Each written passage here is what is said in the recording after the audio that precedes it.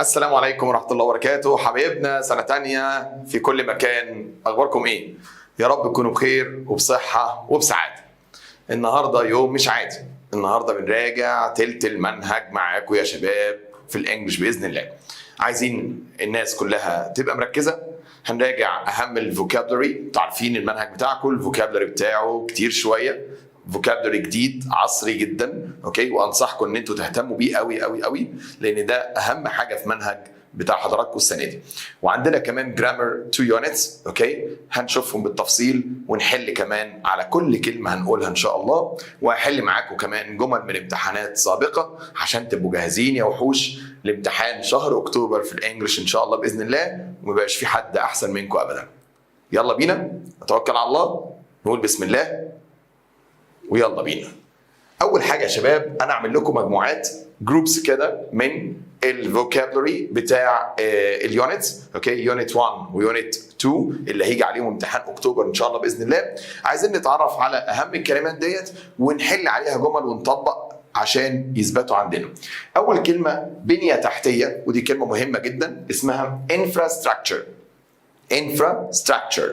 infrastructure والمقصود بيها يا شباب اللي هي basic systems and structures، يعني الأنظمة والأبنية الأساسية في الدولة، زي الرودز الطرق، وزي بريدجز الكباري، وزي كمان عندي الايربورتس المطارات، بورتس المواني، معايا عندي الكتريستي الكهرباء، ووتر سيستمز أنظمة وشبكات المية، ده كله كده اسمه ايه؟ infrastructure، البنية التحتية. طيب تمويل يعني الامداد بالمال، الانفاق على حاجه معينه اسمها funding. اسمها ايه؟ funding. ايوه جاي من fund يعني يمول، ينفق على حاجه. funding التمويل. استقرار stability. اسمها ايه؟ stability. ايوه، وعلى فكره عكسها instability. طيب كلمة stability يشتق منها كلمة مستقر، صفة adjective.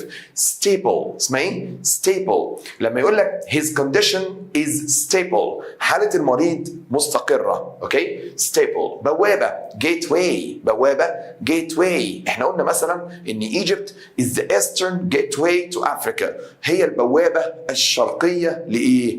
الشمالية الشرقية لإفريقيا. gateway. يدمج حاجتين مع بعض او يتكامل، ان حاجتين يتكاملوا مع بعض. الفعل ده اسمه integrate.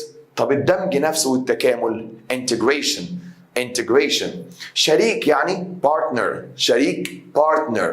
يقول لك the company is looking for a strong partner، الشركه بتدور على شريك قوي، اوكي، عشان توسع شغلها وكده. partner. طب الشراكه partnership من اهم الكلمات كلمه partnership، يعني شراكه، لما مؤسستين او شركتين او حاجه يشتركوا مع بعض ويندمجوا مع بعض بيعملوا حاجه اسمها partnership، يعني شراكه. الري irrigation جاي من verb اسمه irrigate معناه يروي. irrigation الري. جميل. يصنع manufacture. عشان كده الحاجة المصنعة بنقول عليها manufactured. فلما يقول لي manufactured goods يعني بضائع مصنعة. manufactured goods، اوكي، بضائع مصنعة. امال يا مستر المواد الخام بقى اللي مش مصنعة، دي اسمها ايه؟ اسمها raw materials. raw يعني نية او خام، materials يعني مواد، يبقى اسمها raw materials، مواد خام. يبقى لما احب اقول مواد خام raw materials، بضائع مصنعه manufactured goods. يتعاون cooperate. طب قلنا يا شباب الفيرب cooperate بيساوي ايه؟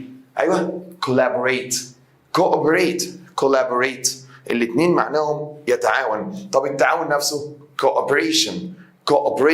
طب بتساوي ايه؟ collaboration. طيب افرض يا مستر عايز اوصف حد بانه متعاون، اوصفه بانه ايه؟ قال لي cooperative يعني متعاون. مبادرة من الكلمات الهائلة مهمة قوي. initiative مبادرة، التي بعديها اي ايه كده تبقى initiative. اسمها ايه؟ initiative. ايه المقصود من المبادرة؟ قال لي the first step، الخطوة الأولى، أو بلان أو خطة لتحقيق هدف معين. يبقى الخطوة الأولى أو الخطة بنسميها initiative، مبادرة. يصدر export يصدر export. وعشان هي معناها يصدر دايما تلاقوها تاخد to. ليه؟ اصل يصدر دي يعني يخرج البضائع لبلد تانية، يبقى الى يصدر الى. اما عكسها import يستورد، ودي يا شباب بتاخد from import from يستورد من. اوكي يبقى export يصدر الى، اما import يستورد من. فكان بيقول لي ايه؟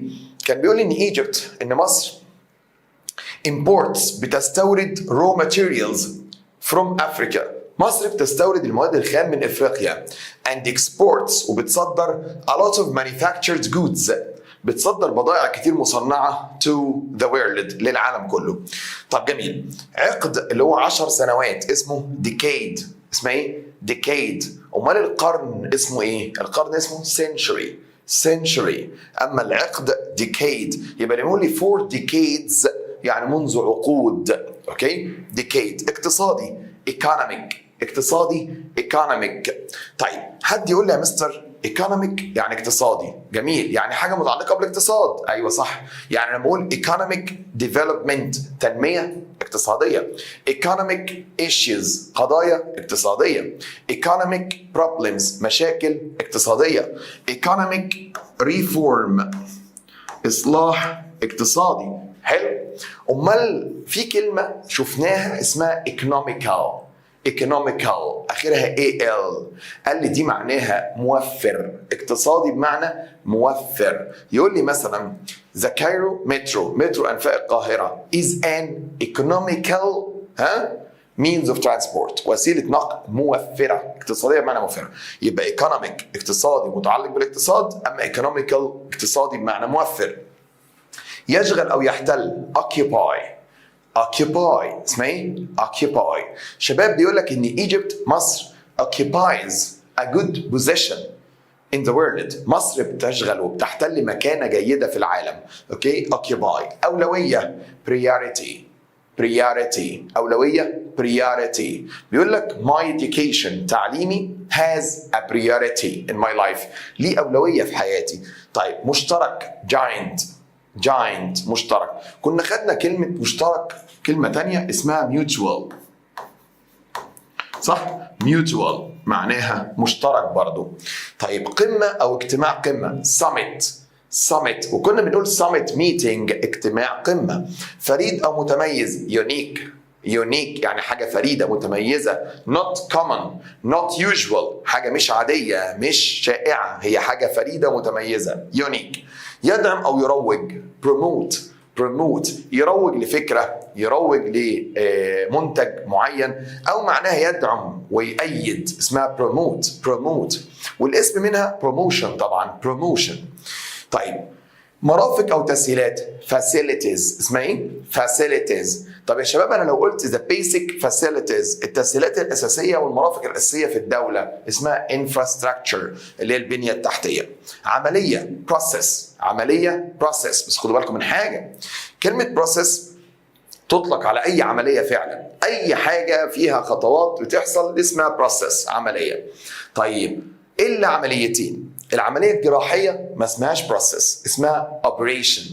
اوكي operation. العملية الجراحية اسمها ايه؟ operation. جميل، دي كده عملية جراحية. طيب او operation كمان ليها معنى اخر، عملية تشغيل، عملية في الشغل، مشروع. يعني يقول لك الشركة بتاعتنا هتقوم بعملية مهمة في مرسى مطروح، هنا برضو operation. اي عملية غير الاثنين دول، غير العملية الجراحية وعملية في مجال الشغل، تسمى process. موارد resources. جميل قوي. طب يعني ايه water resources؟ موارد الميه.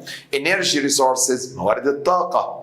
resources. تنميه او تطوير development اسمها ايه؟ development. ايوه انتوا كلكم عارفين develop لغايه البي كده معناها ينمي او يطور، اما development التنميه والتطوير. الكلمات دي مهمه جدا يا شباب.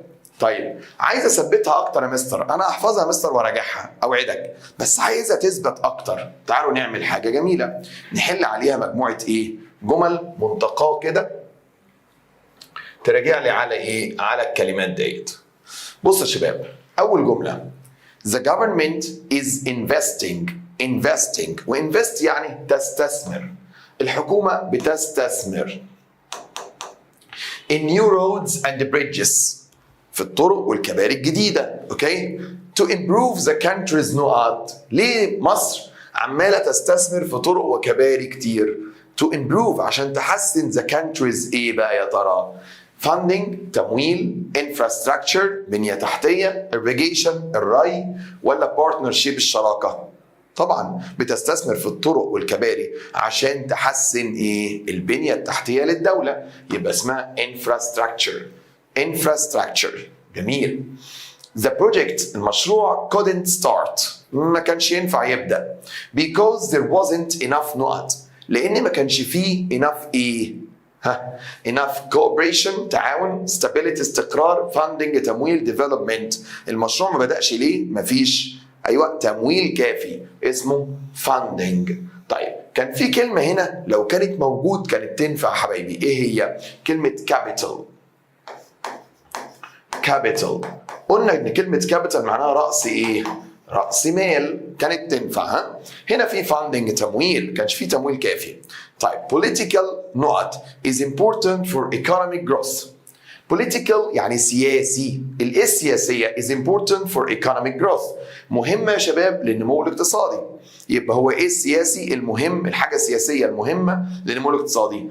stability استقرار، initiative مبادرة، irrigation ري، gateway بوابة. الايه السياسي مهم جدا للنمو الاقتصادي. ايوه الاستقرار السياسي صح. يبقى استقرار اسمها ايه؟ stability political stability. الاستقرار السياسي هام جدا للنمو الاقتصادي. The two companies الشركتين formed a نقط to launch a new product. to launch قلنا launch يعني يطلق. بيقول لشباب الشركتين شكلوا ايه عشان يطلقوا مشروع جديد؟ شكلوا ايه مع بعض؟ ايوه انت قلتيها، برافو عليكي. ايوه صح، partnership. شكلوا شراكة partnership، كونوا شراكة مع بعض اوكي عشان يبدأوا المشروع الجديد. partnership. number 5 the new youth نقط. youth يعني شباب. The new youth نقط encourages young people to start small businesses. The new youth ايه؟ الايه بتاعت الشباب encourages بتشجع الشباب الصغير to start small businesses انه يبدأ مشروعاته الصغيرة. يبقى دي يا شباب the new youth initiative مبادرة، stability استقرار، gateway بوابة، funding تمويل. طبعا مبادرة الشباب الجديدة، مبادرة خطة خاصة بالشباب اسمها initiative. ايوه المبادرة. يبقى the new youth initiative encourages young people to start small businesses. كويس جدا.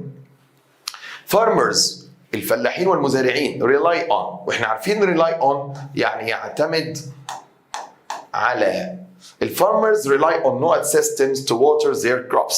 بيعتمدوا على أنظمة ايه يا شباب؟ لري المحاصيل. طبعا أنظمة الري يا مستر، والري اسمها irrigation. يبقى شباب rely on irrigation systems. Number 7 the university has excellent aids such as libraries and labs. بيقول لي الجامعة فيها ايه ممتازة جدا زي المكتبات والمعامل. دي تعتبر ايه في الجامعة؟ مرافق مهمة في الجامعة صح؟ مرافق اسمها facilities اوكي مرافق. يبقى الجامعة بيها مرافق ممتازة، مكتبات اوكي معامل. Number 8 success in any big project. النجاح في أي مشروع كبير requires، و requires فعل جميل قوي معناه يستلزم أو يتطلب. النجاح في أي مشروع كبير يتطلب teamwork عمل جماعي and not between members. يتطلب عمل جماعي وإيه بين أعضاء الفريق. أيوة صح، وتعاون أكيد. أنت جدع، أنت شاطر، برافو عليك. cooperation اوكي تعاون يتطلب تعاون وعمل جماعي. Number 9 natural نقط like water and minerals must be used wisely. natural الايه الطبيعيه زي الميه وزي المعادن. minerals يعني المعادن الطبيعيه. must be used wisely يعني بحكمه. يجب استخدامها بحكمة. يبقى شباب natural ايه؟ ايوه اكيد الايه الطبيعية والمية، الموارد الطبيعية، الموارد الموجودة، الموارد الطبيعية اسمها natural resources، موارد طبيعية زي المية والمعادن يجب استخدامها wisely يعني بحكمة. كويس قوي. Number 10 the new airport، المطار الجديد will be a major node for trade، هيبقى major ايه للتجارة، trade يعني تجارة between Africa and Europe، هيبقى ايه اساسي للتجاره بين افريقيا واوروبا. المطار هيبقى ايه للتجاره بين افريقيا واوروبا؟ development هيبقى تنميه، هيبقى جيت واي بوابه، هيبقى بارتنرشيب شراكه، هيبقى فاندنج تمويل، طبعا جيت واي هيبقى بوابه مهمه للتجاره بين افريقيا وايه واوروبا. اوكي شفتوا الكلمات اتكررت معانا في الاكسرسايز فبدات تثبت اوكي كمان وكمان. طيب مجموعه اخرى وبعدين ندخل على الجرامر على طول ان شاء الله. يلا. يحسن او يعزز اسمها ايه؟ enhance بتساوي كلام كتير بقى، بتساوي improve، بتساوي foster معناها يعزز برضو. اوكي بتساوي يا شباب كمان boost يزود او يحسن. اوكي فكلمه enhance كلمه جميله. حصيله او محصول yield اسمها ايه؟ yield الحصيله بتاعت الحاجه والنتيجه بتاعتها اسمها yield. انجاز مهم والكلمه دي مهمه قوي قوي قوي. milestone اسمها ايه؟ milestone معناها انجاز مهم، طفره. اوكي انجاز مهم milestone. يتعاون او يشترك قلنا collaborate لسه قايلين بتساوي cooperate. طب تعاون واشتراك collaboration اسمها ايه؟ collaboration. مستهدف targeted مستهدف. الزراعة agriculture. طب يا مستر عايز الكلمة دي تبقى صفة يا مستر، عايز اقول حاجة زراعية، قال لي بشيل الاي واحط al تبقى agricultural. اوكي كده بقت صفة agricultural. يقيم او ينشئ establish اسمها ايه؟ establish. طب يا مستر عايزها تبقى اسم، إقامة أو إنشاء اسمها establishment.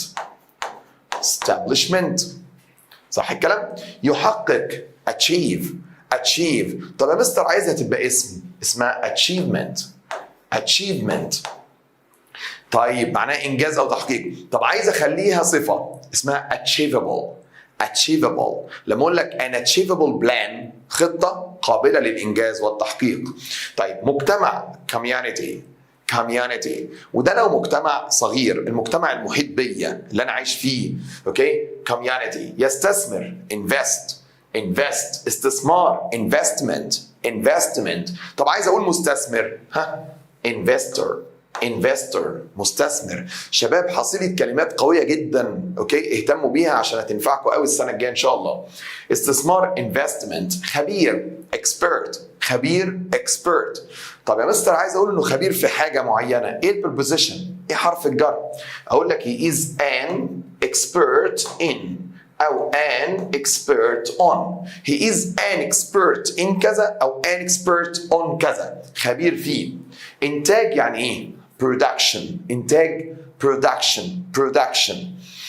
يحول transform معناه يحول او يغير transform.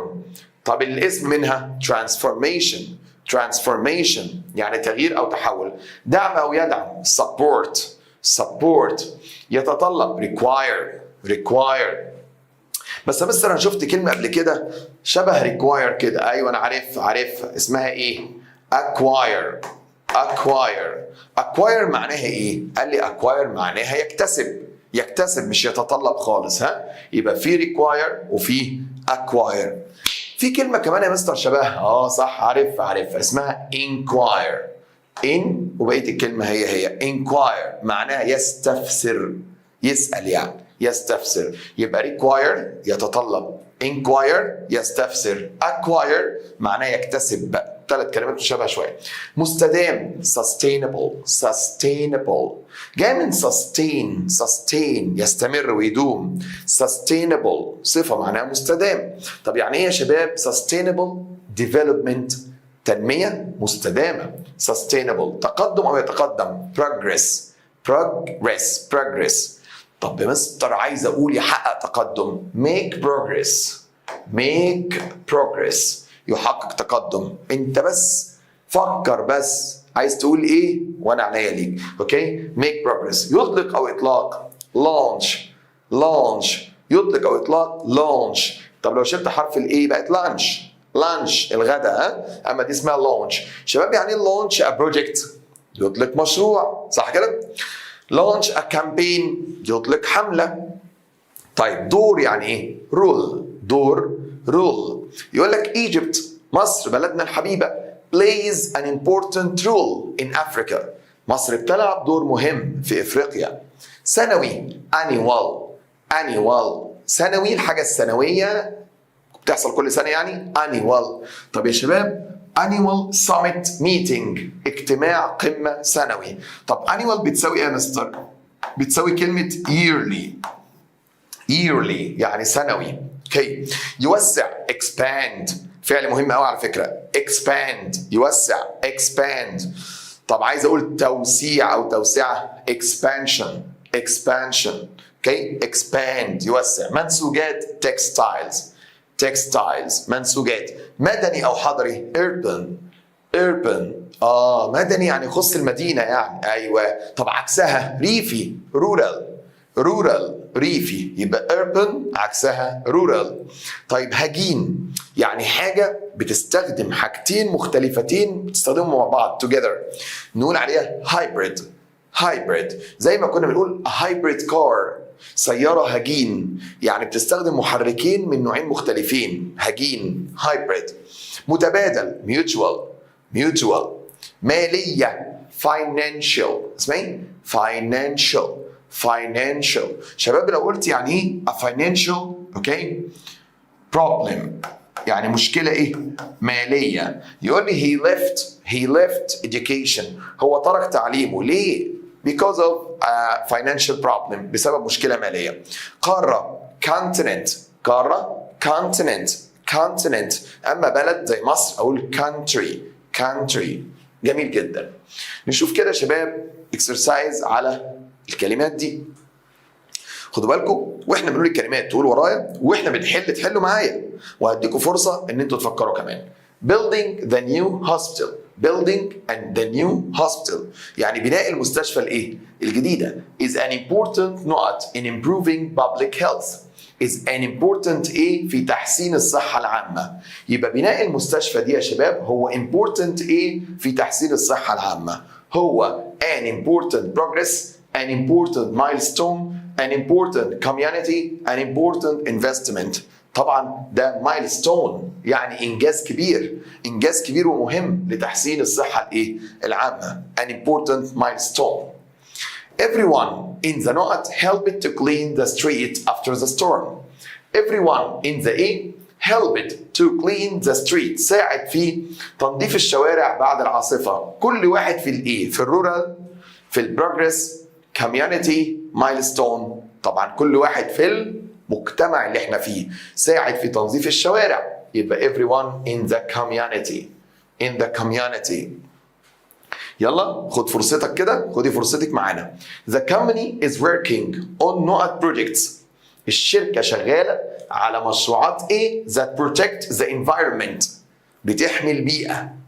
ادام بتحمي البيئة يبقى قصد مشروعات مستدامة عشان الحاجة المستدامة دي يعني الحاجة اللي بتحافظ على البيئة. يبقى targeted sustainable rural enhanced. قولي بقى كده صح. يبقى sustainable projects مشروعات مستدامة عشان هتحافظ على البيئة. جدعة. The government is trying to improve education in what areas الحكومة بتحاول تحسن education التعليم في أنهي مناطق اللي محتاجين نحسن التعليم فيها شوية. urban الحضرية المدنية rural الريفية sustainable مستدامة targeted مستهدفة. طبعا يا شباب في المناطق الريفية اوكي الحكومة بتحاول تحسن التعليم هناك لأن التعليم في المناطق الريفية بيبقى أقل شوية من المناطق الحضرية فالحكومة عايزة تحسن التعليم in rural areas. The country has made great نقط in reducing poverty. الحكومة حققت great نقط in reducing poverty، في تقليل poverty يعني الفقر يا شباب. الحكومة لغاية دلوقتي حققت حققت great great progress تقدم كبير في المجال ده، يبقى progress تقدم. طيب هقول لكم حاجة كده لمحة كده. بصوا يا شباب، لما جينا هنا قلنا an important ما اخترناش progress. ممكن حد منكم كان يقول ايه؟ بناء المستشفى الجديدة هو تقدم مهم. اقول لك لا، اصل كلمة progress ما بنجمعها، يعني اسم uncountable لا تعد، فما اقولش an important، لا اقول an important milestone. اما هنا ما حطش an، the country has made great على طول، يبقى great progress تقدم كبير. كويس. Number 6. Many people decide to not their money in real estate. Real estate يا شباب اللي هو العقارات. يبقى بيقول لي ان في ناس كتير بتقرر ان هي اموالها في العقارات. ايوه صح، تستثمر اموالها اكيد. تستثمر يعني انهي واحده من دول؟ ايوه invest، برافو عليك. invest their money in real estate. كويس، يستثمر. Number 7. Scientists from different countries. العلماء من مختلف الدول will not on a new research project. Progress, collaborate, milestone, community. ايوه، العلماء من مختلف الدول هتعمل ايه في المشروع البحثي ده؟ طبعا هيتعاونوا، هيشتركوا، يبقى collaborate will collaborate on يعني هيتعاونوا فيه وهيشتركوا فيه. The new system النظام الجديد aims to يعني يهدف إلى. النظام الجديد بيهدف إلى نقط the quality of public services. يعمل إيه في الكواليتي؟ جودة الخدمات العامة. أيوة، النظام الجديد بيهدف إلى تحسين الخدمات العامة، يحسن الخدمات العامة، يبقى enhance the quality of public services. كويس قوي. Number 9. The charity launched a campaign. لسه قايلين launch a campaign يعني تطلق حملة. طب يعني ايه charity يا مستر؟ قال لي يعني مؤسسة خيرية. يبقى charity مؤسسة خيرية launched a campaign أطلقت حملة نقط at helping poor families. الحملة دي نقط at helping مساعدة الأسر الفقيرة. Sustainable targeted community progress. طبعا مستهدفة الأسر الفقيرة، يبقى targeted at يعني بتستهدف أو مستهدفة يا شباب مساعدة الأسر الفقيرة targeted at. طيب number 10.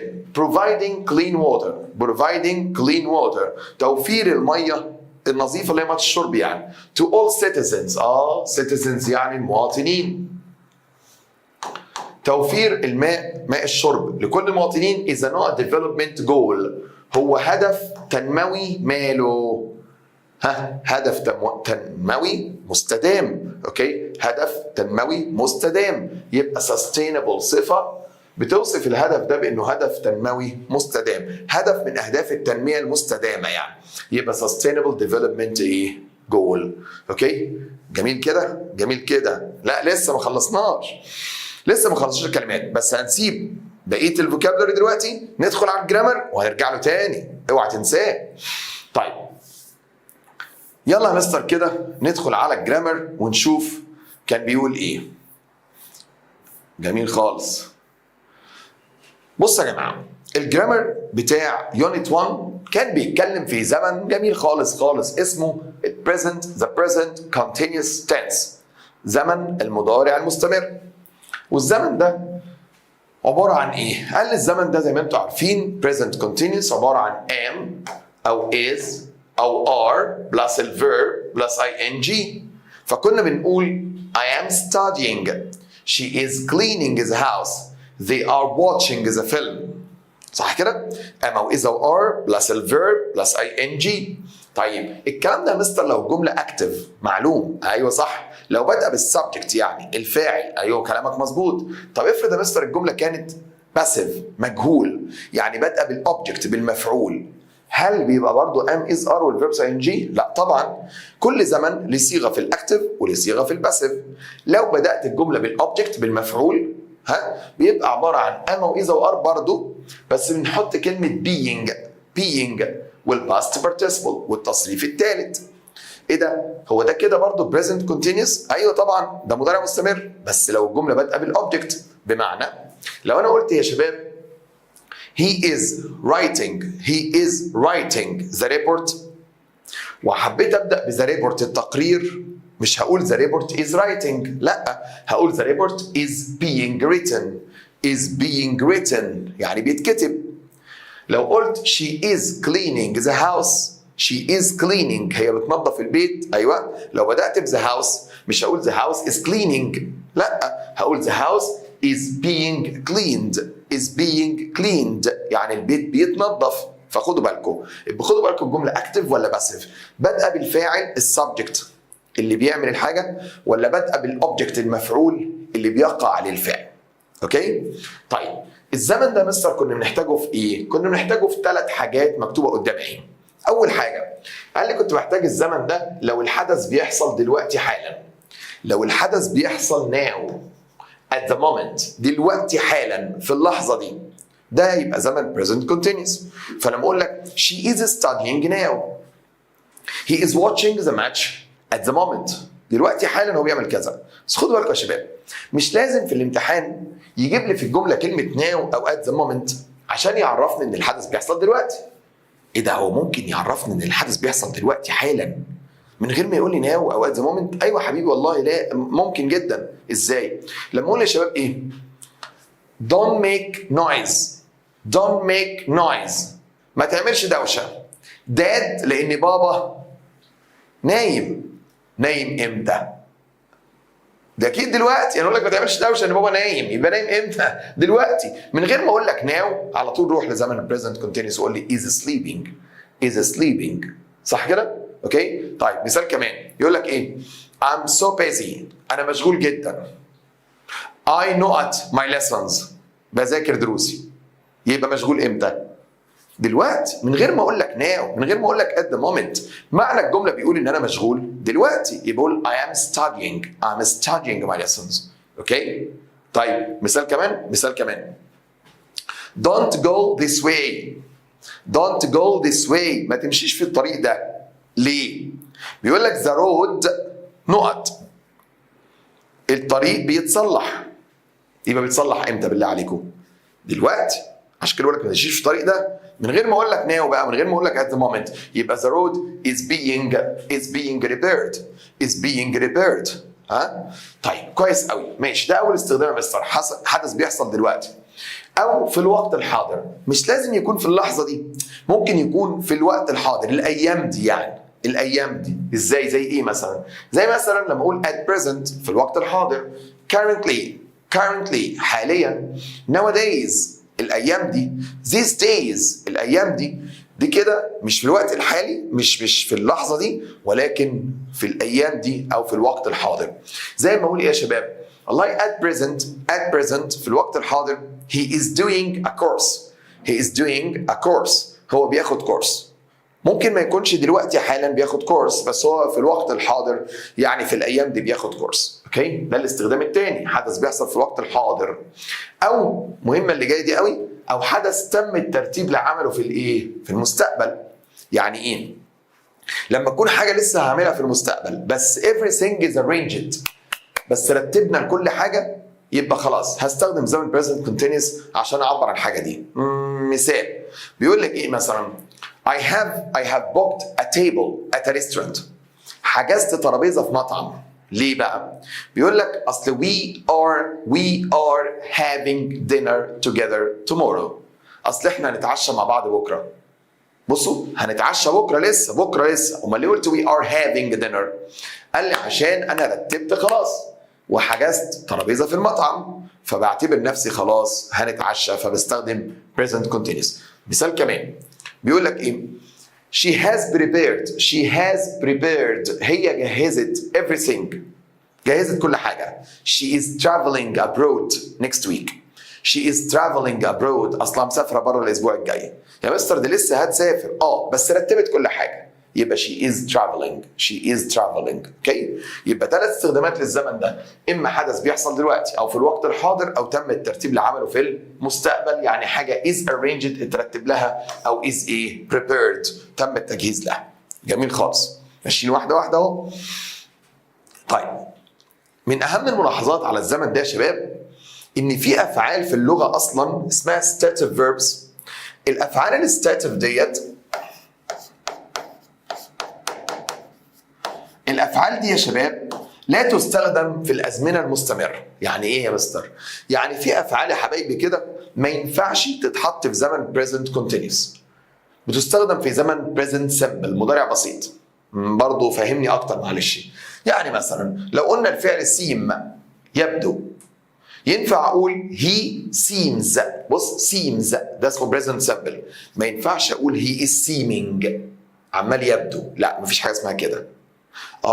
مثال كمان taste معناه يبدو للطعم، ينفع اقول the food tastes، شايفين present simple tastes nice، ما ينفعش اقول the food is tasting nice عمال يبدو طعمه كويس، ما ينفعش. الافعال دي لا توضع في الاستمرار. want يريد، ينفع اقول I want كذا I want، ما ينفعش اقول I am wanting. اوكي دي اسمها stative verbs، افعال اوكي ثابته ما فيهاش اكشن، ما ينفعش تتحط في زمن مستمر.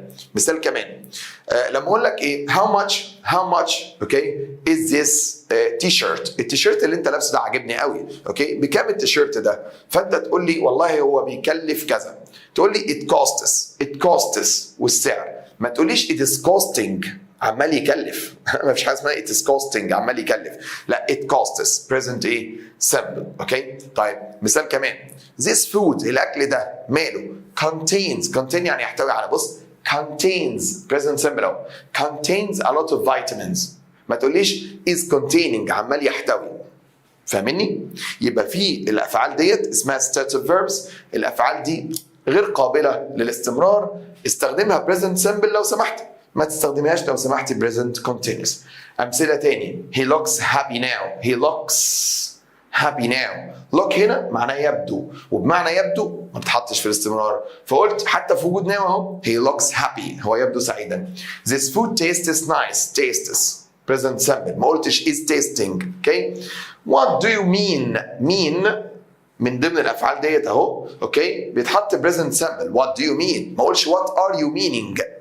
اوكي ماذا تعني؟ do you think that think بمعنى يعتقد، الفعل ده بالمعنى ده ما ينفعش يتحط في الاستمرار، فلما اقول لحد هل تعتقد اقول له do you think، ما اقولوش are you thinking. اظن وصلت كده ها؟ I don't have his number at the moment. بصوا رغم at the moment اهو المفروض استخدم present continuous، قال لي لا الفعل have بمعنى يمتلك من الافعال الستاتيف ما ينفعش يتحط في الاستمرار، فبقول I don't have، ما اقولش I am not having. طيب I miss you so much انا مفتقدك كثيرا، I miss you ما اقولوش I am missing you عمال افتقدك. he is always lazy verb to be am و is و are، اسمها am و is و are بس، ما تقولش is being. لا يوضع في الاستمرار. يبقى الافعال دي مالها؟ الافعال دي لا تستخدم في الازمنه المستمره، لا تستخدم في البريزنت كونتينيوس، تستخدم بريزنت سمبل، انما كونتينيوس لا. طيب بس احذروا بقى ايه؟ الافعال دي في منها افعال ليها معنيين او اكتر، معنى منهم ستاتيف ما ينفعش يتحط في الاستمرار، ومعنى منهم في اكشن فينفع يتحط في الاستمرار. يبقى انا لازم اركز على المعنى. ازاي؟ have اهم مثال عندنا have، الفعل have لسه قايلين بمعنى يمتلك لا يوضع في الاستمرار صح؟ طب بمعنى يقضي وقت لا ينفع يتحط عادي جدا جدا جدا. طب بمعنى يتناول ينفع عادي خالص. بتصل بصديق ليا فبيرد عليا بالمنظر ده بيقول لي ايه؟ الو يا ابني اخبارك ايه؟ الحمد لله كويس. ايه؟ لا ابدا. I'm having dinner. انا بتناول العشاء، بتعشى. صوته باين حتى. I'm having dinner. هي تنفع؟ تنفع. مش معناها يتناول؟ معناه يتناول، خلاص تتحط في الاستمرار عادي جدا، اوكي، ما فيهاش مشكله. طيب انما بمعنى يمتلك لا، ما ينفعش. فانت لو بتقول لي انا امتلك سياره تقول لي I have a car. ها؟ طيب عايزك تقول لي ان احنا بنقضي وقت جميل في اسكندريه الايام دي. We are having عادي خالص. يبقى الفعل have بمعنى يقضي او يتناول يتحط في الاستمرار عادي جدا. طيب يتذوق taste يتحط في الاستمرار. She is tasting the food هي بتدوق الاكل دلوقتي. انما بمعنى يبدو للطعم ما ينفعش. طب بمعنى think بمعنى يفكر ينفع. يقول لك ايه؟ انا سرحان كده، فهو بيقول لي انت سرحان ليه؟ بقول له ابدا I'm thinking about something. بفكر في موضوع كده. I am thinking. اصل معناه يفكر هنا مش معناه يعتقد. اوكي؟ طب الفعل see بيجي بمعنى يقابل يتحط عادي في الاستمرار. ايوه he is seeing the doctor.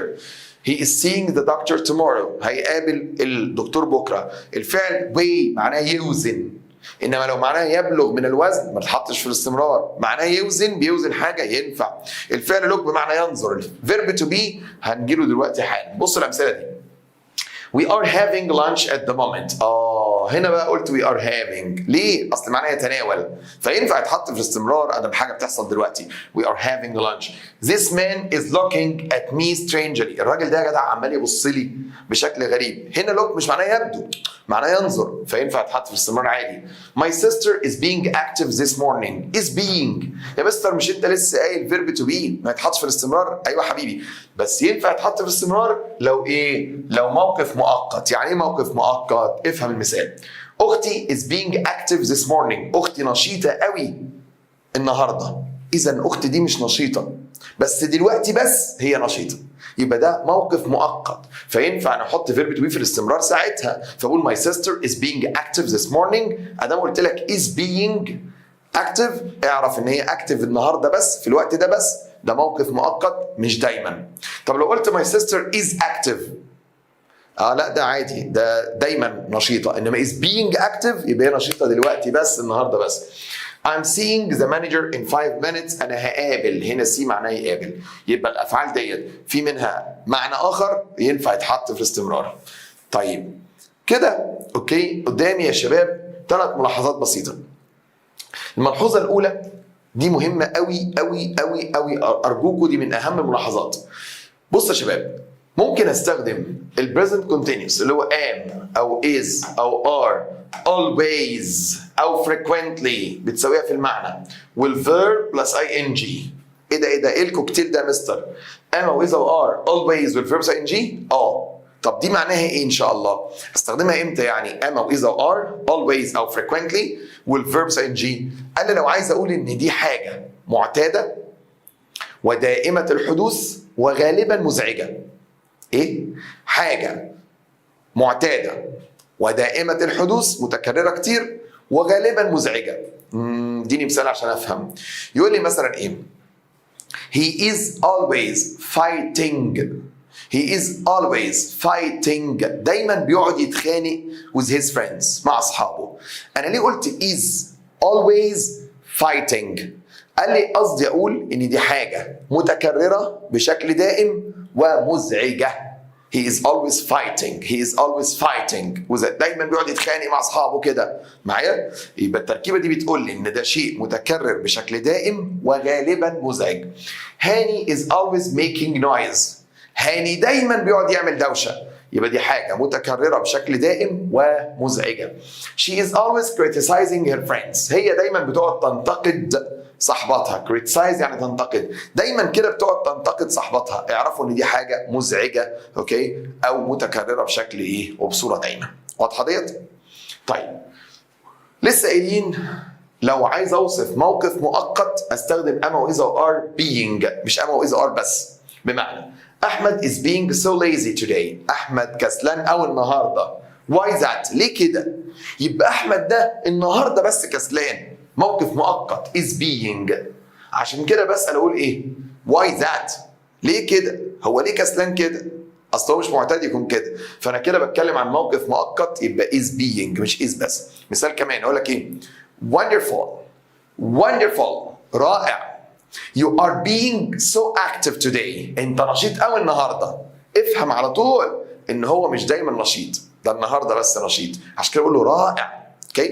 You are being so active. كويس خالص. اخر ملحوظه يا شباب قبل ما نحل، الزمن ده خلص، بس في زمن اسمه present simple، المضارع البسيط اللي هو التصريف الاول وبحط له اس مع المفرد، كلكم عارفينه، اللي هو want wants، اوكي، play plays. ها، الزمن ده بنحتاجه لو الجمله عباره عن fact حقيقه، او habits عادات، او مواعيد ثابته زي مواعيد القطارات والطيارات والافلام والماتشات والحاجات دي. دي الثلاث حاجات اللي بنحتاج لها present simple.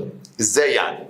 بيقول لي pollution التلوث causes a lot of disease، بيسبب امراض كتير. causes present simple لان دي fact حقيقه.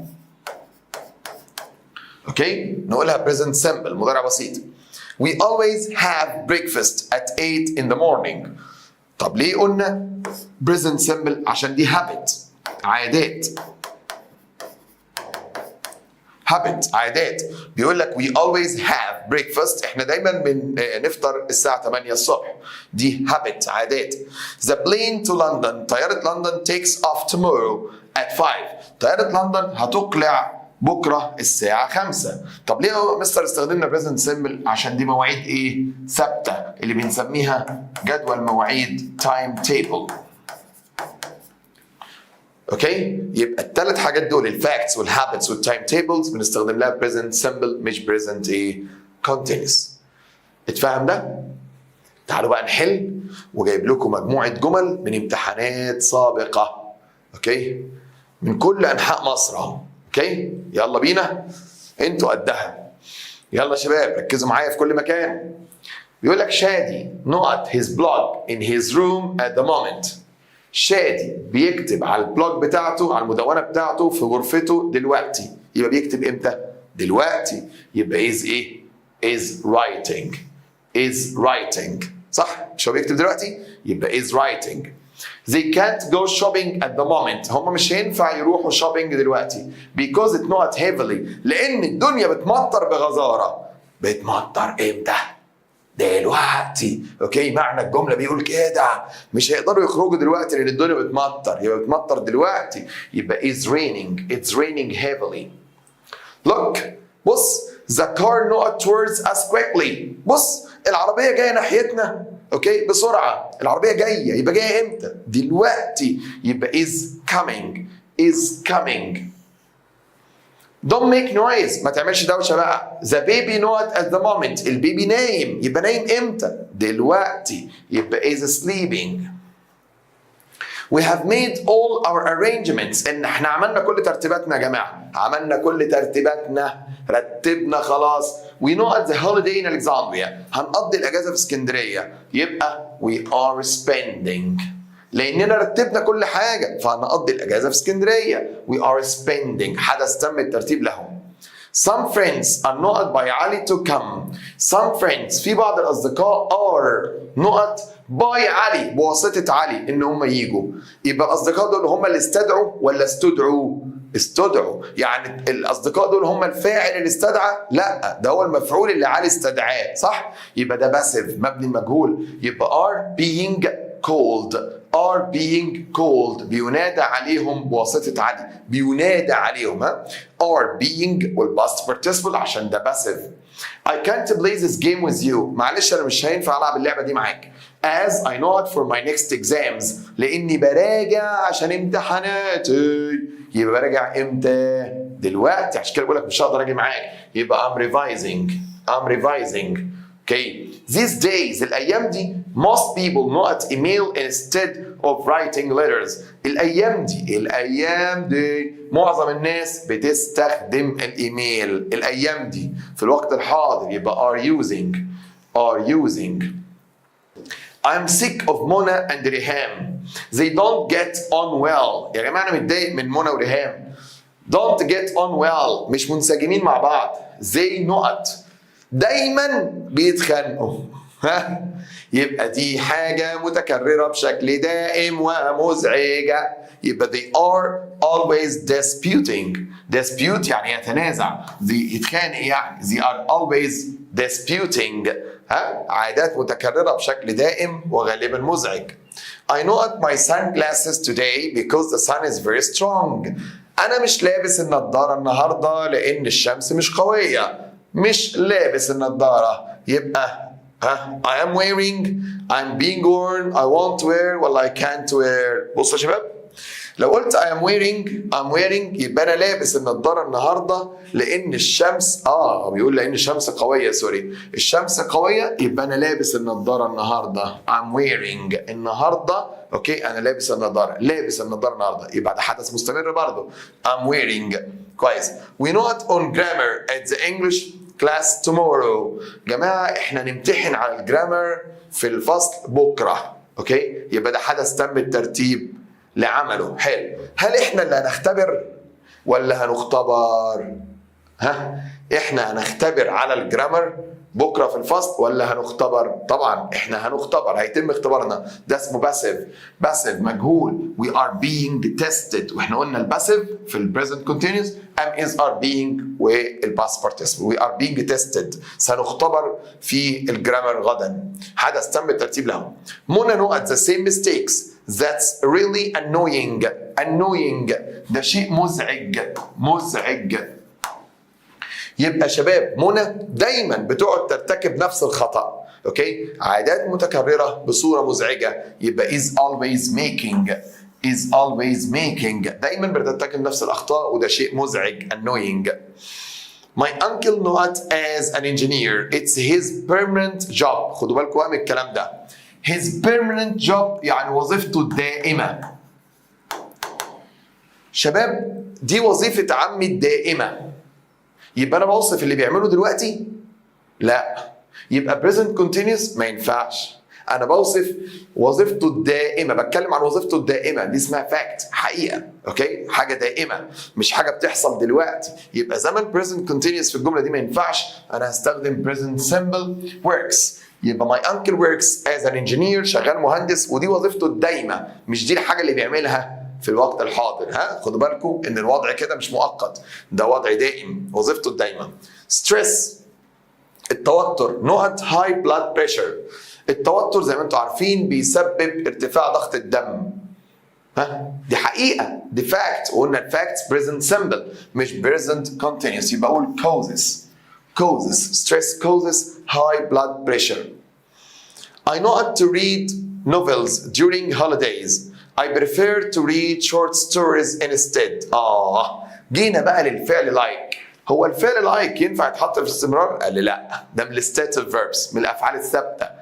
افعال الشعور كلها like ولove وhate وبريفير اوعى تحطهم present continuous، يبقى present simple. يبقى اقول I don't like ولا اقول I am not liking؟ لا، I don't like.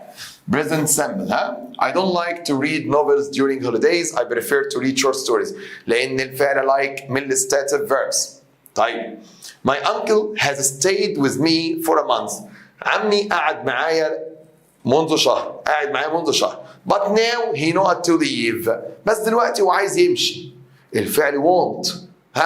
stative ما ينفعش يتحط في الاستمرار. يبقى he wants. ما اقولش is wanting لان ده فعل من الافعال الغير قابله للاستمرار. I not a little boy in the room. He is sleeping on the sofa. يا جدعان انا شايف واد صغير في الاوضه اهو نايم على الكنبه هناك اهو. انا شايف، الفعل سي بمعنى يرى، stative ما بيتحطش في الاستمرار يا كحول، يبقى I can see. ما تقولش I am seeing. طب امتى سي بيتحط في الاستمرار؟ ينفع يتحط في الاستمرار لو معناه يقابل، صح؟ انما هنا I can see. طيب he not strange voices every now and then. يا جماعه هو بيسمع اصوات غريبه من حين لاخر. الفعل hear والفعل see من افعال الحواس، وافعال الحواس بتبقى stative يبقى ما يتحطش في الاستمرار، يبقى he hears بيسمع. ما تقولش is hearing. اوكي؟ دي افعال حواس، وافعال الحواس لا توضع في الاستمرار. كويس. Most scientists، معظم العلماء not that the world is getting hotter. معظم العلماء بيعتقدوا ان العالم بيزداد حرارة. الفعل believe معناه يعتقد، لا يوضع في الاستمرار، يبقى believe that. ما تقولش are believing. Now my sister not happy as she has a modern mobile. دلوقتي اختي تبدو سعيدة لان هي معاها موبايل جديد. تبدو الفعل لوك بمعنى يبدو، لا يوضع في الاستمرار. my sister look ولا looks؟ طبعا محتاجه اس. looks. طيب حبايبي في عين شمس، this digital camera. الكاميرا دي نقط to my friend May. تخص أو تنتمي إلى صاحبتي مي. الفعل belong to stative ما يتحطش في الاستمرار، يبقى أقول this digital camera belongs to May. her baby نقط 15 kilos now. الله، الجملة دي بقى مهمة قوي، دي جت فين؟ في عين حلوان. بيقول لك her baby نقط 15 kilos now. بيقول لك ابنها يزن يبلغ وزنه يعني 15 كيلو، ما شاء الله. اوكي 15 كيلو ده جامد قوي. طيب ابنها البيبي بتاعها وزنه بقى 15، يزن 15 كيلو. هنا الفعل وي معناه يبلغ من الوزن، صح؟ وبمعنى يبلغ من الوزن لا يوضع في الاستمرار، يبقى اقول weighs. امال امتى الفعل وي ينفع في الاستمرار؟ لو بمعنى يوزن، انا بوزن الخضار ده مثلا، يعني ينفع يتحط في الاستمرار. انما يبلغ من الوزن لا، يبقى present simple. The English very rarely talk. The English يا شباب لما اقول the English مش اللغه الانجليزيه، لا، the English يعني الانجليز، الشعب ده. very rarely talk on the underground. نادرا لما بيتكلموا مع بعض في المترو. they not to read their newspapers. والله بيفضلوا يقروا الجرايد. يفضل الفعل prefer ما ينفعش يتحط في الاستمرار، يبقى they prefer. متهيألي كده فهمنا الفكرة ايه؟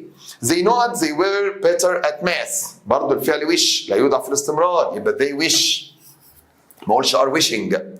طيب نختم الاكسرسايز ده من سنورس. محافظة ايه؟ يا ريت تقولوا لنا في الكومنتس. بيقول لي at the moment دلوقتي حالا I can't buy this car. مش هينفع اشتري العربيه دي. it not too much money. اصلها هتكلف كتير قوي. الفعل cost قلنا لا يوضع في الاستمرار، يبقى it costs. ها فهمنا الجرامر ده كده؟ 100 بقى. طيب تعالوا يا حبايبي كده نرجع لإيه؟ للكلمات. اوكي، مجموعة أخرى من الكلمات الجديدة عندنا. يلا يا عم. بص يا سيدي، لما أحب أتكلم عن شركة ناشئة، شركة لسه بادئة، أقول عليها ستارت اب. وجماعة ستارت ابس يعني شركات ناشئة، مشروعات ناشئة. أما المؤسسة الكبيرة انتربرايز، يبقى ستارت اب شركة ناشئة، أما المؤسسة أو الشركة الكبيرة انتربرايز. التزام، ودي كلمة مهمة جدا. commitment يرتكب، commit to يلتزم بيه، commitment التزام بقى بالمواعيد، والتزام يا شباب في العمل، وان مهما كانت الحاجة صعبة انت مكمل فيها فانت عندك التزام. commitment. مؤسس founder جاي من verb found معناه يؤسس، founder مؤسس. تأسيس أو أساس foundation. يساعد assist. وطبعا الاسم منها assistance، المساعدة نفسها. مساعدة اهي assistance. جميل. يلهم أو يشجع inspire. يلهم ويشجع inspire، يعني زي encourage، زي motivate. اوكي. طب إلهام وتشجيع inspiration. ولما اقول لك a source of inspiration يعني مصدر الهام، مصدر تشجيع. مخزون او جرد، كلمه مهمه. inventory او inventory، النطقين صح. inventory مخزون، المخزون بتاع المصنع بتاع الشركه، او جرد كمان. جرد يعني حصر المخزون. طيب تعبئه او حشد mobilization. اسمها ايه؟ موبايليزيشن، حشد، تعبئة الجهود، تعبئة الجنود. اوكي، ده كله موبايليزيشن. يتطور تدريجيا evolve. الحاجة لما evolves يعني بتتطور على مراحل step by step. يتحمل نفقات afford. ودي يا شباب من الأفعال اللي بتاخد بعديها to الانفينيتيف، to المصدر. I can't afford to buy this car. أنا ما أقدرش أتحمل إن أشتري العربية دي. afford to المصدر، يمكن تحمل نفقاته. affordable. This car isn't affordable. يعني عربية لا يمكن تحمل نفقاتها. متصل connected. ولما أقول connected to يعني متصل بيه. connected with مرتبط بيه. connected to متصل بيه. connected with مرتبط بيه ومتعلق بيه. يحدد ويتعرف على identify. هوية identity. صناعة industry. يعرض أو عرض pitch. لما اعمل بيتشنج يعني اعمل عرض للمنتج دوت وتخفيض فيه، يعني بيتش. بيئه environment. من اهم الكلمات. رائد اعمال اسمها entrepreneur. وقلنا دي كلمه فرنسيه اصلا. اوكي، entrepreneur رائد اعمال. طب عايز اقول يا مستر رياده الاعمال entrepreneurship، بزود لها المقطع ده entrepreneurship. يبقى entrepreneur رائد اعمال او رجل اعمال، اللي هو دايما بيبقى ريسكي، بيحب المخاطره. يسيطر dominate. طب السيطره dominance.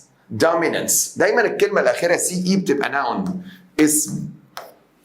dominance. تسويق marketing، بيعمل ماركتنج للمنتجات بتاعته marketing. ايجار rental. رأس مال أو عاصمة طبعا capital، كلمة مهمة capital. مؤسسة أو معهد institution. درس خصوصي tutoring. منهج أو أسلوب approach كلمة جميلة قوي. منهج أو أسلوب approach. طلب أو يطلب demand. جميل جدا. تعالى يا مستر نحل عليهم. يلا حبايبي نحل عليهم. بيقول لك يا سيدي the young الشباب نقط worked day and night to launch his new app successfully. the young worked day and night اشتغل ليل نهار to launch عشان يطلق ويبدأ his new app الابلكيشن بتاعه الجديد بنجاح. the young investor مستثمر entrepreneur employee accountant. مين في دول يا شباب هيشتغل ليل نهار عشان يطلق حاجة جديدة ومشروع جديد خاص بيه؟ طبعا رائد الأعمال entrepreneur عشان يشتغل ليل نهار عشان يطلق عامل شغل جديد وابلكيشن جديد. before the product can be sold قبل ما المنتج can be sold يمكن بيعه we need to check our note carefully. قبل ما نبيع المنتج محتاجين ان احنا نشيك على اور carefully. طبعا عايزين نشيك على المخزون اللي عندنا منه قد ايه. check our inventory نشيك على المخزون. their company was just a small note when they started in a garage. الشركة دي كانت مجرد small لما بدأوها في جراج صغير كده، يبقى كانت شركة ناشئة. اوكي، لسه بادئه مشروع صغير، يبقى اسمها ستارت اب. His speech كلامه was full of نقط that motivated everyone. حفزت الجميع to chase their dreams ان هم يا شباب يعملوا زيه. يبقى كانت مليان بايه الخطبه اللي قالها والحديث اللي قاله؟ كان مليان بالانسبريشن، بالالهام والتشجيع. inspiration. He made a strong note to support his idea during the meeting with investors. هو عمل a strong عشان يدعم فكرته أثناء لقائه مع المستثمرين. جميلة قوي الجملة. عمل عرض قوي. يبقى اسمها pitch. عمل عرض قوي يا شباب عشان يدعم الفكرة بتاعته مع المستثمرين. without بدون proper نقط resources and people cannot be moved effectively معناها بفاعلية. بدون يا شباب proper الموارد والناس مش هينفع يتحركوا وينتقلوا بفاعلية. طبعا بدون بدون proper communication, competition, mobilization, operation. طبعا بدون proper نقط، بدون تعبئة جيدة وحشد جيد الموارد والناس cannot be moved effectively مش هيحصل فاعلية في الحاجة دي. يبقى mobilization without proper mobilization بدون حشد جيد وتعبئة جيدة للجهود وللناس. The new policy وبوليسي معناها سياسة وإدارة. يبقى السياسة الجديدة will form the note of our company's future success. يا جماعة السياسة الجديدة هتبقى الإيه لنجاح شركتنا المستقبلية؟ هتبقى الأساس. يبقى foundation. زوم إن بيعملوا معانا أحلى واجب. تسلم، شكرا جزيلا.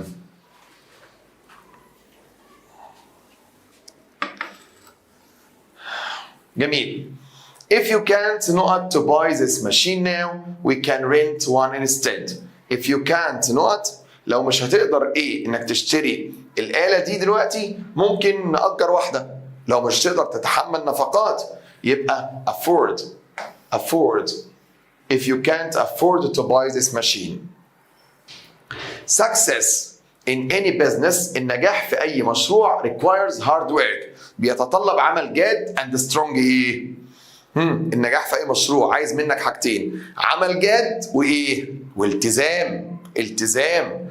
commitment. التزام انك تكمل في حاجة حتى لو كانت صعبة عليك، لازم تكمل، يبقى commitment. التزام. His unique note to solving problems impressed the entire team. His unique ايه؟ الايه الفريد لديه لحل المشاكل أبهر الفريق كله. كلمة entire يعني كله بأكمله. يبقى his unique ايه في حل المشاكل؟ طبعا منهجه، أسلوبه. منهج أو أسلوب أنهي في دول؟ decision، idea، approach، mistake. طبعا approach. منهجه أسلوبه في حل المشاكل. والله يا جماعة كلمات في منتهى الجمال. كويس. مجموعة الكلمات الأخيرة. يعتمد على rely on. اسمها ايه؟ rely on. طب بتساوي ايه يا مستر؟ قال لي بتساوي depend on. depend on. طيب يعتمد عليه موصوف فيه reliable. reliable يعني ايه reliable information؟ معلومات يعتمد عليها موصوف فيها. يؤمن secure. اسمها ايه؟ secure يضمن او يؤمن secure. طب الامن security. security بالكامل entirely. مرونة resilience. حيوي أو هام vital. يعزز أو يزيد post. تراث كلمة حلوة قوي. heritage. our heritage تراثنا يعني ثقافتنا يعني عاداتنا يعني تقاليدنا. heritage جزء. portion مبيد حشري. pesticide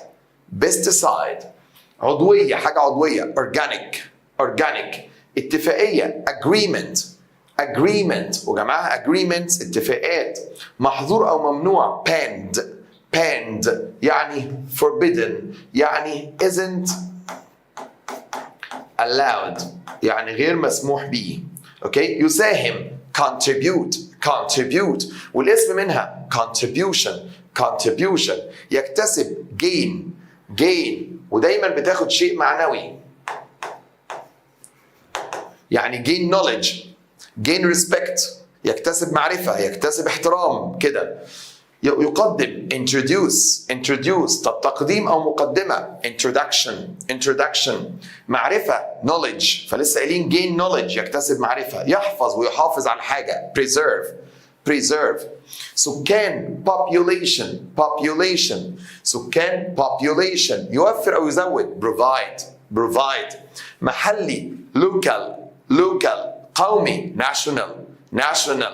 طب دولي international بصوا local محلي national قومي يخص بلدنا international دولي على مستوى الدول. يعيد تدوير recycle يعني يعيد تصنيع الحاجة.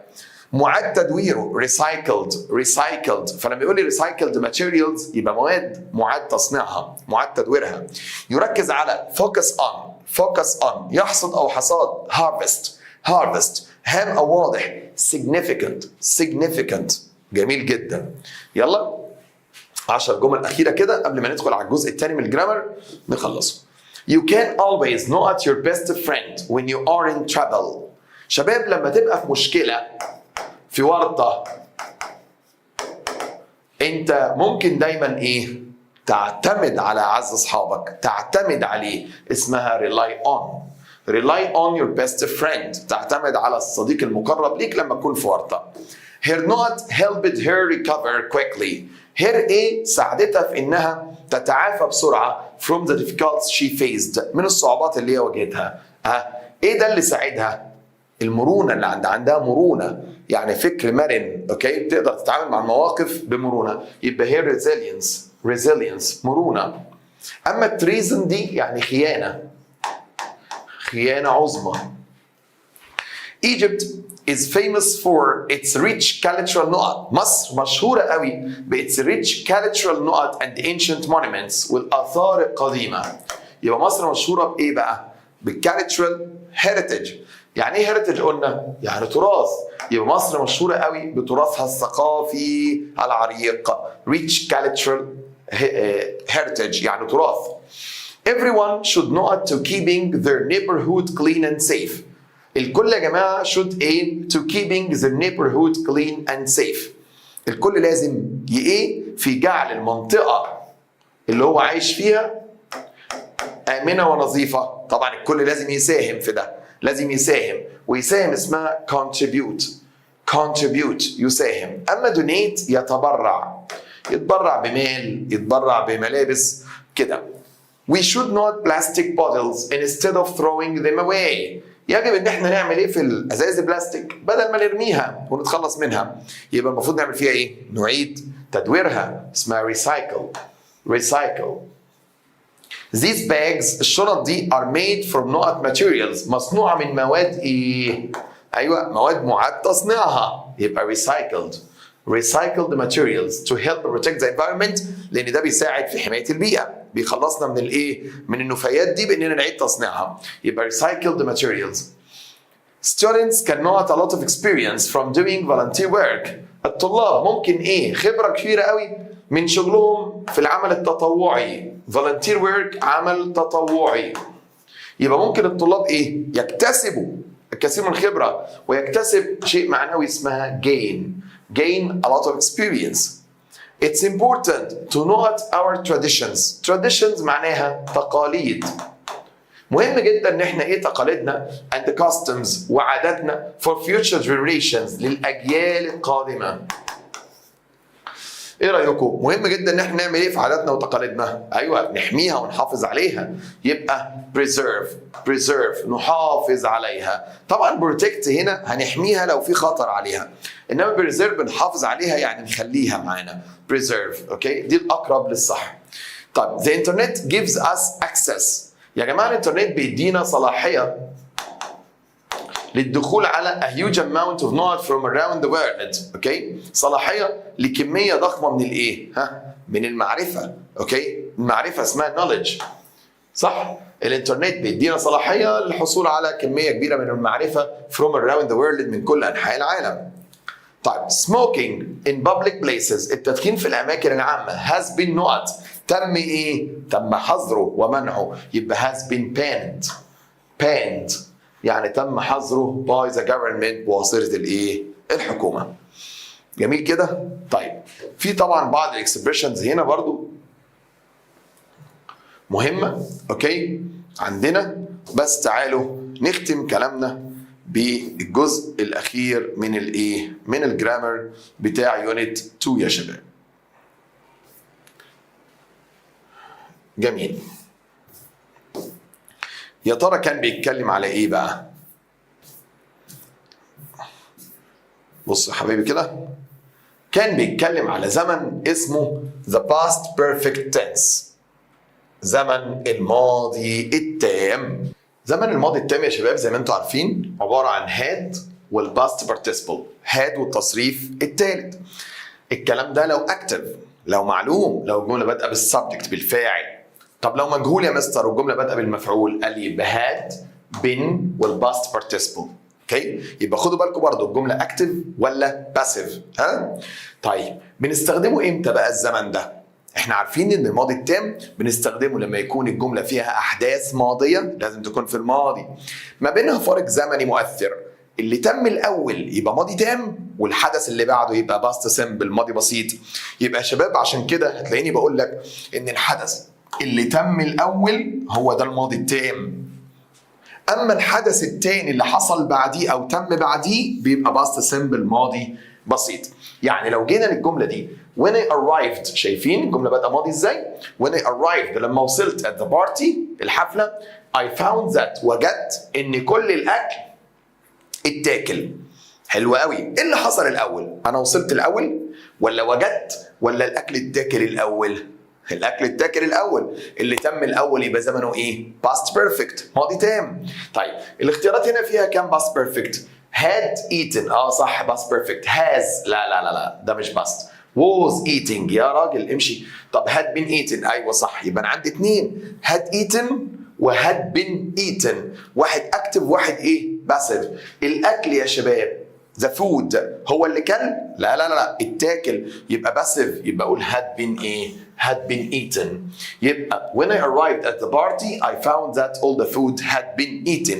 ده اللي تم الاول وكمان جاي passive. طيب as soon as I met him انا مجرد ما قابلته I realized ادركت على طول I know at him before ان انا شفته قبل كده.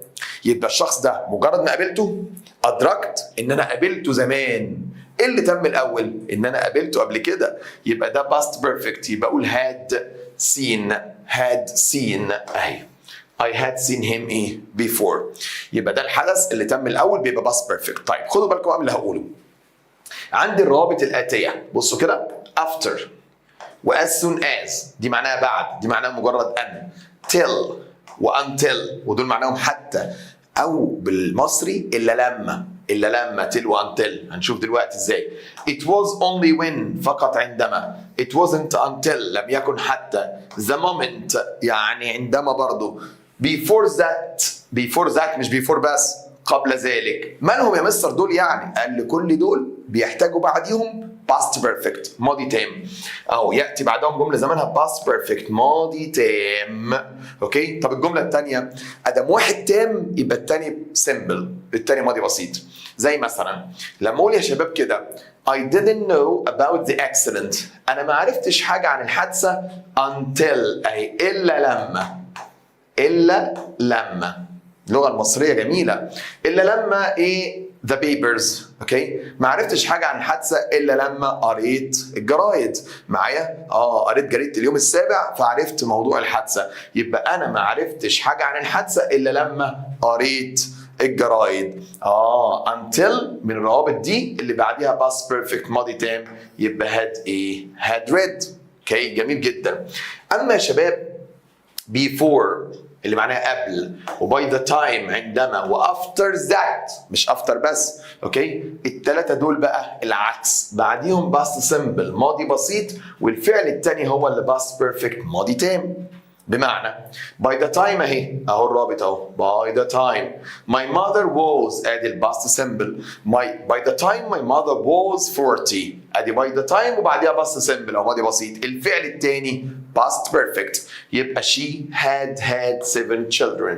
كان عندها 7 اولاد. ما شاء الله 7 اولاد ربنا يبارك. حلو الكلام. يبقى خدوا بالكم من الروابط اللي بعديها past perfect ماضي تام والتاني بسيط. اما الثلاثه دول بعديهم بسيط والتاني هو اللي هو اللي تام. طب كان في قواعد مهمه جدا خاصه بالزمن ده زي having وhaving معناها بعد وhaving بتحتاج بعديها الباست participle تصريف ثالث. انا قلت بتاخد بعديها ماضي تام؟ حد سمعني قلت كده؟ والله ابدا. بيجي بعديها past participle اللي هو التصريف الايه الثالث اللي هو ايه مثلا يقول لك having done my homework having cleaned the house having written the report. having والباست participle ده لو معلوم. بص مكتوب لو معلوم. اما لو مجهول بقى قال لا يبقى having been والباست participle. ايه ده يا مستر يعني انت عايز تقول ان having اول ما اشوفها هختار بعديها حاجه من الاثنين؟ ايوه بالظبط. يا باست بارتيسيبل على طول تصريف ثالث يا اما بين والباست بارتيسيبل. طب امتى باست بارتيسيبل على طول؟ لو الجمله بتتكلم عن الفاعل اكتف. طب امتى بين والباست بارتيسيبل لو الجمله باسيف بتتكلم عن المفعول؟ طيب ناخد مثال. بيقول لي مثلا يا شباب having having not our bags we traveled to مرسى مطروح. having not our bags having محتاجه باست بارتيسيبل. هل بريبيرنج تنفع؟ لا. طب هل had بريبيرد تنفع؟ لا. انا عايز باست بارتيسيبل بعد having. طب to بريبيرد تنفع؟ لا. يبقى prepared. having prepared our bags having والباست بارتيسيبل والجمله الثانيه باست سمبل. طيب لو الجمله باسيف كنت قلت having been والباست بارتيسيبل. كويس جدا ماشي. اما كلمه on بيجي بعديها verbs ing او noun.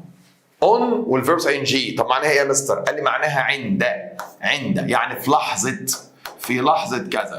فلما اقول on hearing the news عند سماع الخبر. on seeing the accident عند رؤية الحادث. on winning the match عند الفوز بالماتش. on his arrival عند وصوله. يبقى on وبعديها فيرب ان جي او نون معناها عند. اوكي، والجمله الثانيه برضو باست سمبل. بصوا هنا نقط seeing the first dog، نقط رؤيه الكلب المتوحش ده. رانيا gave a loud cry، رانيا راحت مصوته. يبقى صوتت امتى؟ عند رؤيه الكلب، صح كده؟ يبقى يا شباب on seeing كويس خالص. يبقى قلنا having وقلنا on. اما باي بقى باي وبعديها وقت في الماضي دي بتحتاج past perfect. جملة باي بس بيبقى فيها حدث واحد والحدث ده بيبقى ماضي تام. يعني لما اقول لك كده باي، اوكي ايوه، باي 2010 بحلول سنة 2010 اي اختار الزمن، قول لي past perfect ماضي ايه؟ ماضي تام. باي وقت في الماضي تدينا past perfect ماضي تام. طيب كلمة after قلناها مستر خلاص، بعديها جملة past perfect ماضي تام. before بعديها جملة past simple ماضي بسيط. until بعديها ماضي تام وقبلها ماضي بسيط. ايوه مالهم؟ قال لي دول لو جم بدون subject بدون فاعل بيبقى بعديهم verbs ing يا شباب. verbs ing او noun. يعني ايه؟ يعني بصوا كده after نقط by his mother the baby smiled. after نقط تلاحظوا مفيش هنا subject مفيش فاعل، يبقى بعديها verb plus ing. اوكي، had لا غلط، had لا غلط، has لا غلط، being ايوه صح، being based. يعني بعد ما استحمى بواسطة مامته البيبي ابتسم. يبقى after بدون subject بعديها الverb plus ing. حد يقول لي طب هو ليه قال being وتصريف ثالث؟ ما هو being ده verb plus ing بس ده مبني المجهول يا شباب، اصل مش البيبي هو اللي استحمى لوحده. ها، يبقى after being based. طيب كلام جميل خالص. يبقى after او before او until ناخد بالنا لو ما فيش بعديهم subject بعديهم الverb plus ing.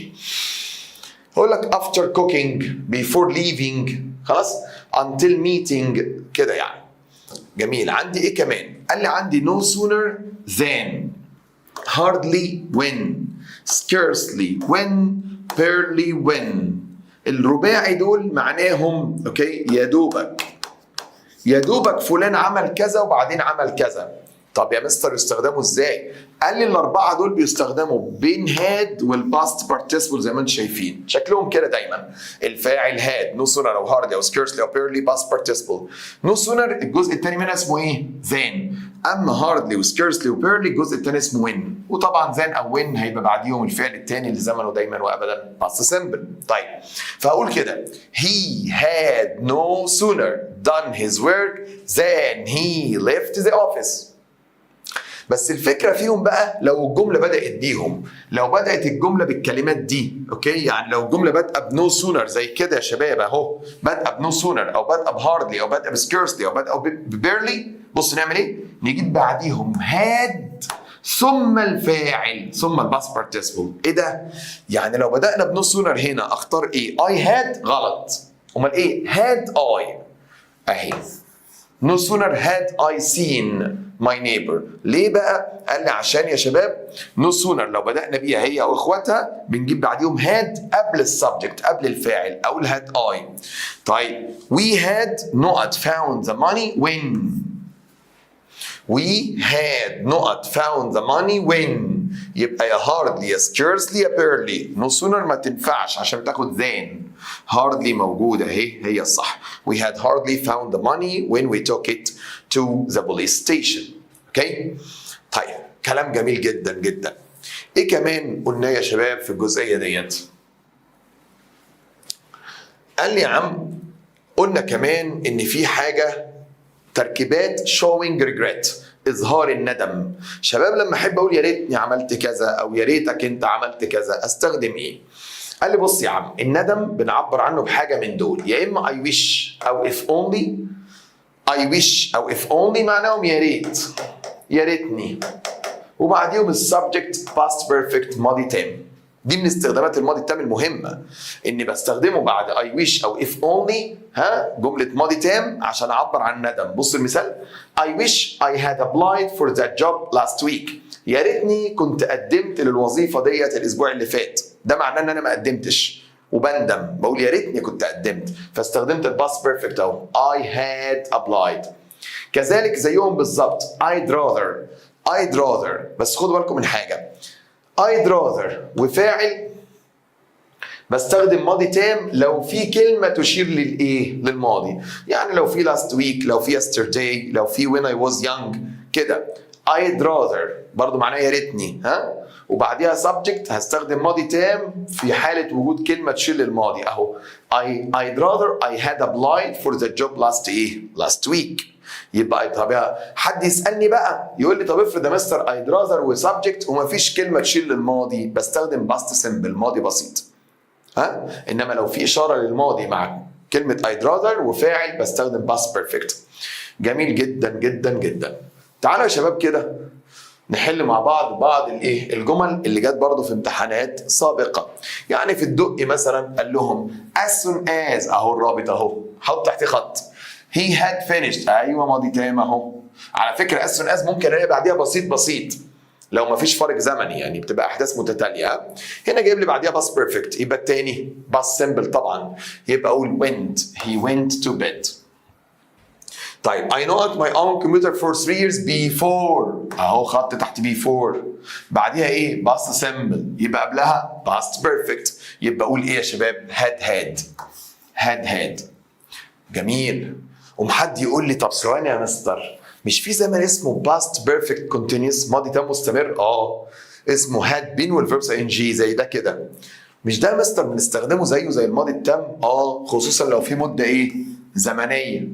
تمام. طب ليه يا مستر ما خدناش ماضي تام مستمر؟ اقول لك لان لسه قايلين يا كحول من شويه في الزمن اللي قبل ده قلنا ان فيرب هاف معنى يمتلك لا يوضع في الازمنه الايه؟ مستمره، فهنا ما ينفعش اقول هاد بين هافينج، لا هقول هاد. ليه؟ لان الفعل هاف من الستاتيف فيربس، من الافعال الثابته التي لا تستخدم في اي زمن مستمر، يبقى ماضي تام بس.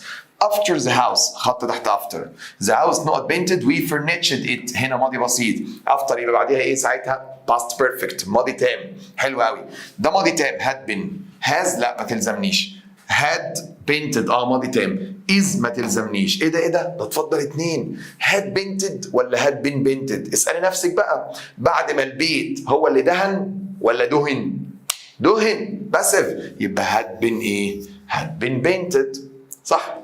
before خط تحت before traveling to Italy قبل السفر لإيطاليا. before وفيرب ing، الفعل الثاني بيبقى ايه؟ past perfect ماضي تام. سلمى نوت on a quick visit to Spain، اوكي، يبقى ماضي تام يا شباب، يبقى had been before وفيرب ing. الجمله الثانيه past perfect ماضي تام.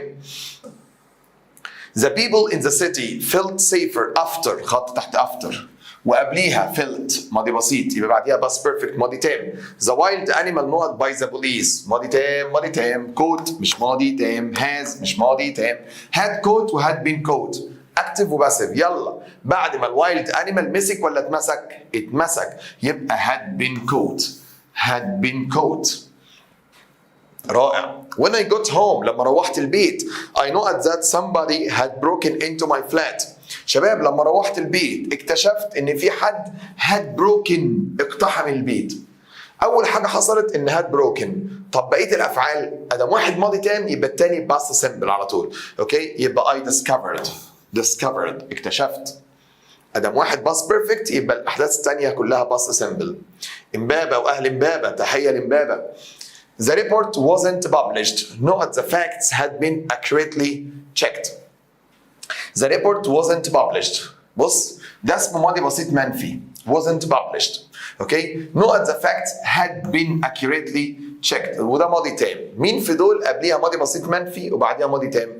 بيقول لي التقرير لم ينشر الا لما الحقائق اتراجعت كويس. في جريده اليوم السابع ما بينشروش التقرير الا بعد مراجعه الحقائق كويس، صح كده بدقه. يبقى الا لما اللي هي ايه؟ until الا لما. كويس جدا. before he bought اهي وبعديها باست سمبل، يبقى الفعل الثاني باست بيرفكت. he not to his office. he had always walked، صح كده، had always walked. كويس. I not sleep last night until خط تحت until وبعديها past perfect ماضي تام اهو، يبقى قبلها past simple غالبا بيبقى منفي، غالبا مش لازم. I not sleep last night until I had finished، ما نمتش الا لما خلصت الدرس بتاعي، يبقى I didn't. past simple ماضي بسيط قبل until. He not awarded Nobel Prize until he had written، برضو until يا شباب، وبعديها past perfect برضو يبقى قبلها ماضي بسيط. He not awarded، ايوه قول لي بقى ماضي بسيط في كام ماضي بسيط هنا؟ 2. hadn't لا ده مش ماضي بسيط. doesn't لا ده مضارع مش ماضي بسيط. اتفضل 2. didn't wasn't، ايه الفرق؟ قال لي ده ماضي بسيط active وده ماضي بسيط passive. هو لم يمنح ولا لم يمنح جائزة نوبل إلا لما كتب 10 روايات. لم يمنح مش لم يمنح. passive يبقى أقول he wasn't awarded Nobel Prize until كذا. جميل جدا. يبقى خدوا بالكم دايما من الاكتف والباسيف بالله عليكم، عشان هتسألوا عليه، كلكم هتسألوا عليه ان شاء الله. الجمله اللي بعدها exams الامتحانات not taken until we had already finished all lessons. نفس الفكره، يلا until وبعديها past perfect ماضي تاني يبقى قبلها past simple يا مستر. ده مش past simple والباقي كله past simple. exams جمع يبقى was غلط.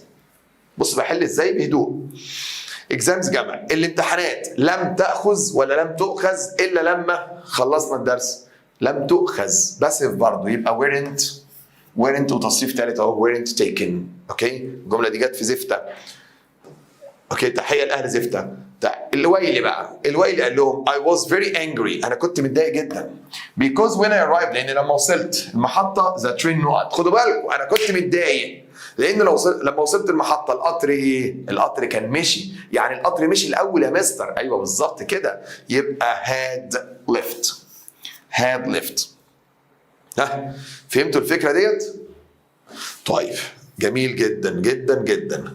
بصوا الجمله الجميله دي كده scarcely بادئ ب scarcely، قلنا no sooner hardly scarcely barely، لما ابدا بيهم اجيب بعدهم had ثم السبجكت يبقى had seen غلط. so غلط.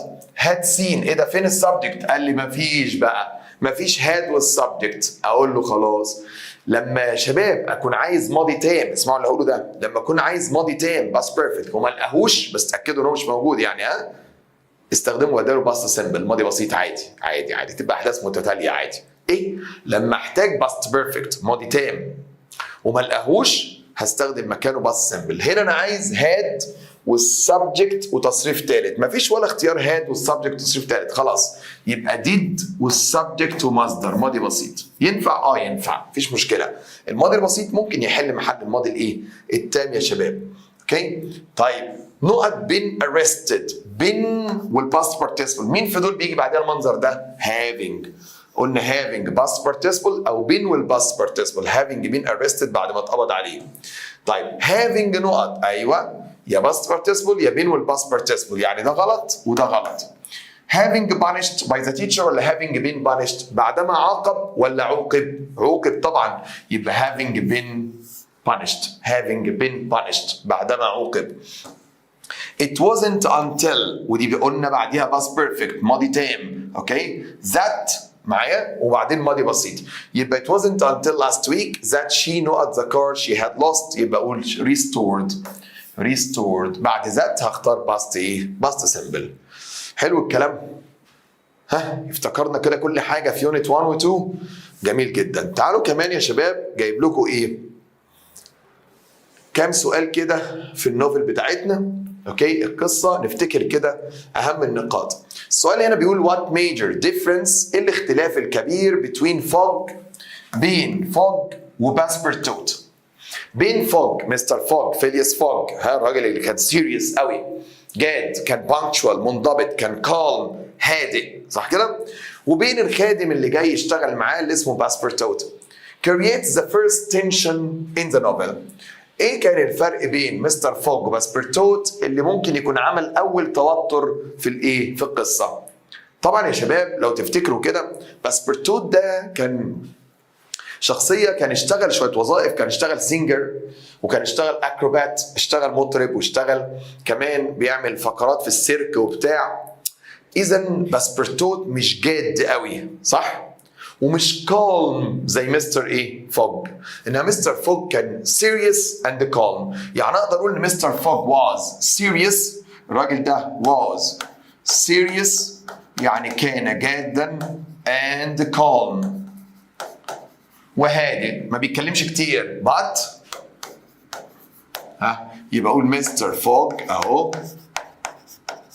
was serious and calm but باسبرتوت ماله was كان ايه؟ كان يا شباب ممكن اقول ان هو ما كانش بنفس الهدوء او الايه او الجديه. wasn't like him، ما كانش زيه، ما كانش زي مستر فوج. فده كان اول تنشن واختلاف ما بينهم.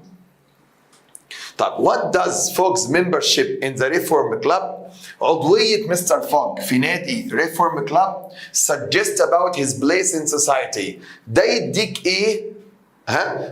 يديك فكرة ايه عن مكانته في المجتمع. طبعا يا جماعة قلنا Reform Club ما كانش بيروحوا الا الناس اللي ايه؟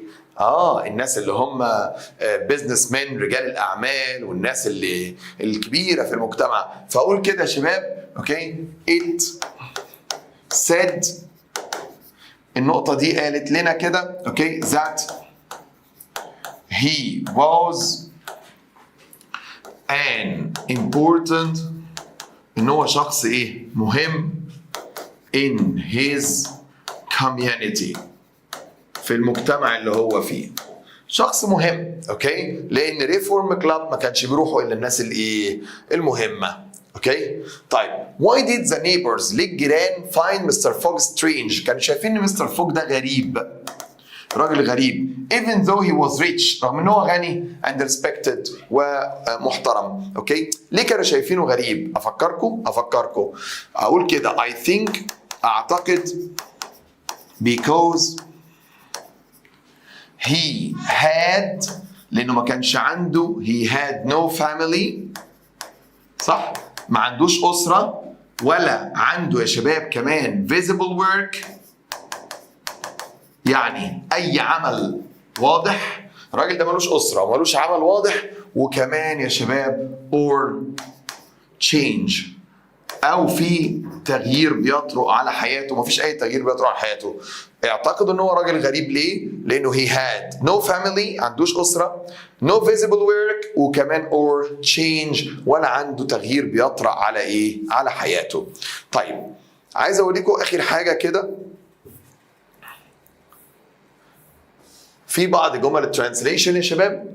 بيقول لي ايه؟ you mustn't stop learning foreign languages، اوعى تتوقف عن تعلم اللغات الأجنبية. لا يجب طبعا they shouldn't be learned merely to achieve an immediate professional or academic aim. ما ينفعش ان اللغات يا شباب تتعلمها بهدف سريع كده، ان انت تحقق هدف معين and then give them up، وبعدين تسيب اللغات وما تكملش تعليمها. طيب بيقول لي لا يجب ان تتوقف عن تعلم اللغات الأجنبية. صح، لا يجب ألا تتوقف، لا غلط، لا يجب أن تتوقف مش ألا تتوقف. فدي كده غلط، كده في نفيين لا وألا. لا يجب أن تتوقف عن تعلم اللغات الأجنبية، لا يجب ألا، برضو ألا غلط. يبقى أنا عندي 2 موجودين معايا. فلا يجب أن يتم تعلمهم فقط لتحقيق هدف مهني أو أكاديمي وقتي ثم نمارسهم، لا، ثم give them up، نتخلى عنهم. يبقى letter C هي الصح. طبعا سؤال الترجمة من الأسئلة اللي بتبقى لذيذة جدا جدا جدا.